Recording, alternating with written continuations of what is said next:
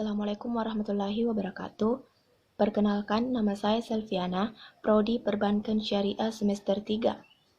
Saya akan menjelaskan sedikit tentang konsep dasar makroekonomi Islam.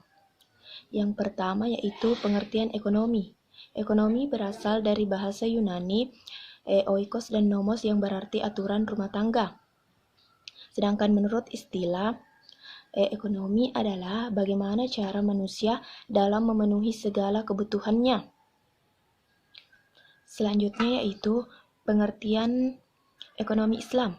Ekonomi Islam adalah ekonomi yang membahas masalah-masalah ekonomi berdasarkan dengan nilai-nilai Islam. Selanjutnya yaitu ekonomi terbagi menjadi dua, yaitu ekonomi makro dan ekonomi mikro. Perbedaan antara ekonomi mikro dan ekonomi makro yaitu yang pertama, dalam ekonomi mikro, harga adalah nilai suatu komoditas atau hanya barang tertentu saja. Sedangkan dalam ekonomi makro, harga adalah nilai dari komoditas secara agresif. Perbedaan yang kedua yaitu dalam ekonomi mikro, pembahasannya hanya secara individual. Sedangkan dalam ekonomi makro, pembahasannya adalah secara menyeluruh atau secara keseluruhan. Adapun tujuan mempelajari makroekonomi Islam yaitu 1. Dapat melaksanakan nilai-nilai spiritual secara menyeluruh. Yang kedua, pemenuhan kebutuhan pokok material manusia dengan cukup. Yang ketiga, menciptakan keseimbangan ekonomi bagi masyarakat. Selanjutnya yaitu mazhab ekonomi Islam. Mazhab ekonomi Islam terbagi menjadi 3, yaitu yang pertama, mazhab Bakir As-Sadr.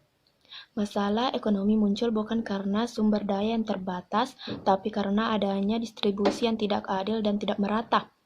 Yang kedua, mazhab mainstream, yaitu masalah ekonomi muncul karena sumber daya yang terbatas dan keinginan manusia yang tidak terbatas.